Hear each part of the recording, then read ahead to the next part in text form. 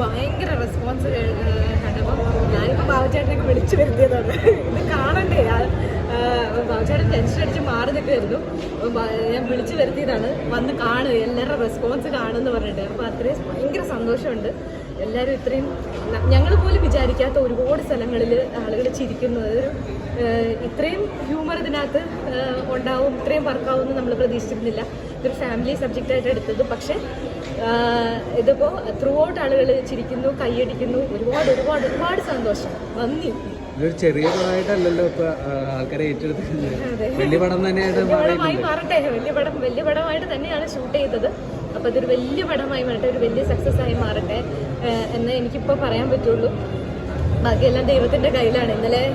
ഇന്നലെ ഇന്നൊക്കെ ഷെയ്നൊക്കെ ഉപവാസം ഇരിക്കുകയാണ്. അത്രയും എൻ്റെ ഈ സിനിമയിലെ ആർട്ടിസ്റ്റ് എല്ലാവരും നമ്മുടെ കൂടെ അത്രയും കട്ടയ്ക്ക് നിന്നിട്ടുണ്ടെന്ന് പറഞ്ഞാൽ, ഞാൻ ഇത്രയും നാളെ സിനിമ ചെയ്തതിൽ എൻ്റെ ഒപ്പം നിന്നേക്കുന്ന ആർട്ടിസ്റ്റ് എല്ലാവരും ഓരോരുത്തരും. അപ്പം ഒരു സിനിമയ്ക്ക് വേണ്ടി ഉപവാസം ഇരിക്കുക എന്നൊക്കെ പറയുന്നത് ഒരു പ്രൊഡ്യൂസർ എന്നുള്ള രീതിയിൽ എനിക്ക് സിനിമയുടെ വിധി എന്തുമായിക്കോട്ടെ, പക്ഷേ എനിക്കൊരുപാട് സെൽഫ് സാറ്റിസ്ഫാക്ഷൻ തരുന്നൊരു കാര്യമാണ് അത്. എൻ്റെ എല്ലാ ആർട്ടിസ്റ്റും എൻ്റെ ഒപ്പം നിന്നു, അവരിപ്പോഴും എല്ലാവരും കൂടെ തന്നെ നിൽക്കുന്നു. ഷെയ്നൊക്കെ ഇന്ന് കോഴിക്കോട് എല്ലായിടത്തും തിയേറ്റേഴ്സിൽ പോകുന്നുണ്ട്, ഞങ്ങളും എല്ലാ തിയേറ്റേഴ്സിലേക്കും പോകുന്നുണ്ട്, എല്ലാവരെയും കാണാൻ വരുന്നുണ്ട്.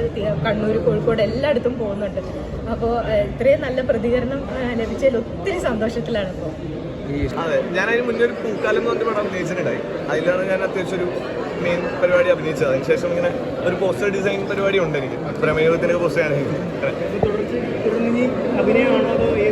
എനിക്ക് രണ്ടും ഭയങ്കര താല്പര്യമുള്ള സാധനമാണ്. രണ്ടും പറ്റുന്നിടത്തോളം കിട്ടുന്നിടത്തോളം ശ്രമിക്കണം, ഭാഗ്യം പോലെ നോക്കാം.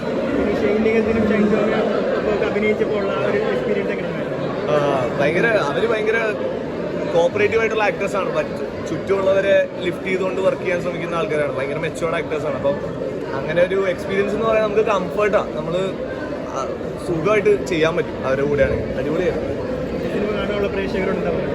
നിങ്ങൾ മൊത്തത്തിലൊരു ഫൺ ഫ്ലിക്ക് പരിപാടിയാണ്. കുറച്ച് നാളായിട്ടുള്ള ഡ്രാമകളോ ആക്ഷൻ സീക്വൻസോ അങ്ങനത്തെ പരിപാടികളെക്കാൾ കൂടുതൽ ഒരു റിലാക്സ്ഡ് എൻ്റർടൈനറാണ് തോന്നുന്നു. നിങ്ങൾ കണ്ടു നോക്കും, കണ്ടിട്ട് അഭിപ്രായം പറയുന്ന അടിപൊളി.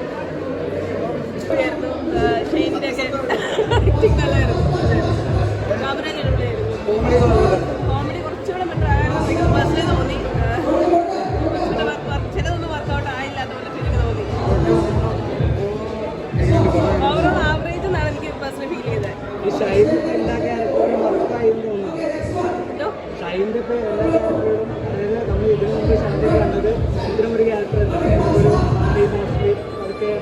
ഇതും വർക്കായിട്ട് തോന്നി. ഷൈനിന് ഇത് കുഴപ്പമില്ലായിരുന്നു, ഡിഫറെൻ്റ് ആയിരുന്നു. ചെയ്ത് വെച്ച് നോക്കുമ്പോൾ ഡിഫറെൻ്റ് ആയിരുന്നു.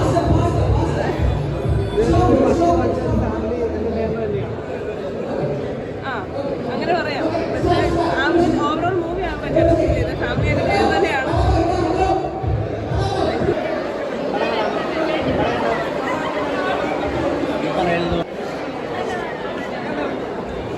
പടം കണ്ടായിരുന്നു.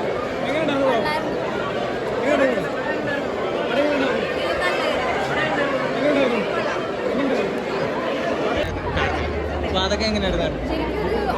ഓൺ സ്ക്രീനിനെക്കാട്ടും ഞങ്ങൾ എല്ലാവരും എൻജോയ് ചെയ്തിട്ടാണ് ആ സീനൊക്കെ എടുത്തത്. ഇപ്പോൾ രമ്യ ചേച്ചിയിലായാലും ബാബുരാജനായാലും അവരുടെ കോംബോ നന്നായിട്ട് ഔട്ട്കം വന്നിട്ടുണ്ട്. അപ്പോൾ ഭയങ്കര ഹാപ്പി, എല്ലാവരും എൻജോയ് ചെയ്യണ കണ്ടപ്പോൾ ഭയങ്കര സന്തോഷം തോന്നുന്നു.